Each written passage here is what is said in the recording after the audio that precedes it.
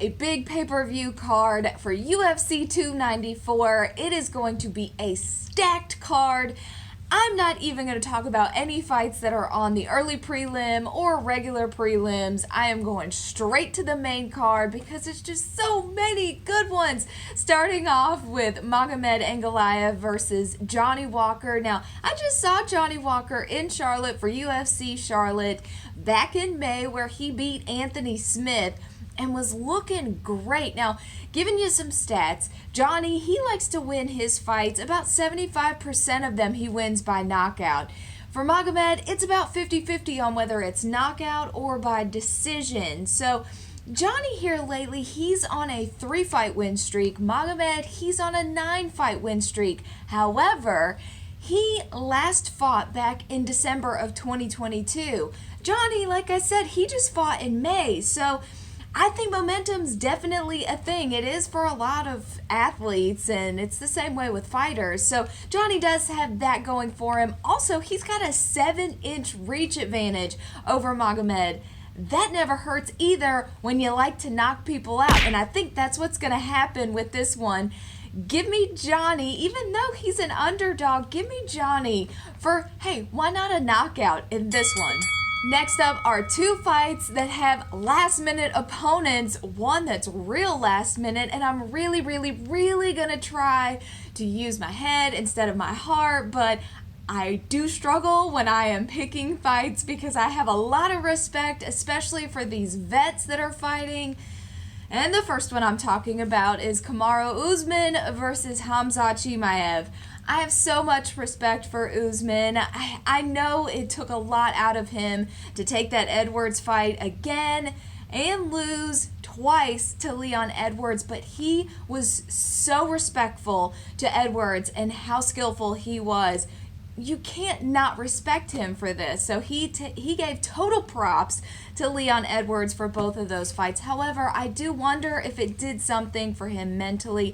I don't know. I kind of got the vibes that possibly Usman was ready to retire. I don't know. Maybe not, because he says that he's ready for this, even though he only got about a week's notice for this fight. Khamzat, however, did not get a week's notice.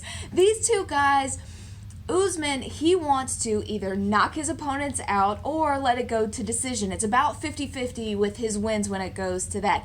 However, Khamzat, he wins mostly by submission. This is going to be a problem. Usman needs to make sure that he stays on his feet, because if this goes to the ground with Khamzat being heavier also, that is going to be bad news bears for Usman. Definitely want to keep it on the feet. I also think the longer this goes, it's going to work against Usman here. This one, I am picking with my head, not my heart, because I would love to see Usman come out with a win here, but I think it's going to be Khamzat. And on to the next short notice fight, which is also the main event, and it's a rematch. And it was supposed to be a rematch anyway, but it's a different rematch now. Islam Makhachev versus Alexander Volkanovski.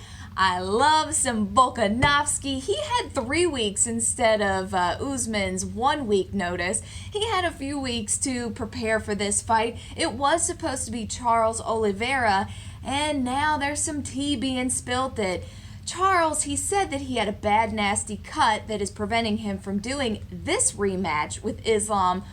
But now there's some things coming out saying that maybe Charles just didn't want to fight this at all. So I don't know how it is. Either way, that was going to be a good one. I'm still excited for this one. How can you not be excited for a Volk fight? This, however, is going to be difficult for Volk, I think. This is the one where I'm going with my heart, folks. So Volk, he is a little lighter. I do think that's going to be a disadvantage for him, also with it being short notice. But Volk, he just always seems ready. He's just a monster. This guy is unreal with his skill set, so I kind of feel like he could just come off the couch and be still decent fighters. So he does have that working for him, I think, anyway. I don't know how Islam's approach is going to be with this. I don't want it to go to decision. I don't think Volk wants this to go to decision. He's probably going to try to knock Islam out, which I would think that's probably going to be a good idea because those judges are not kind to Volkanovski. You know what?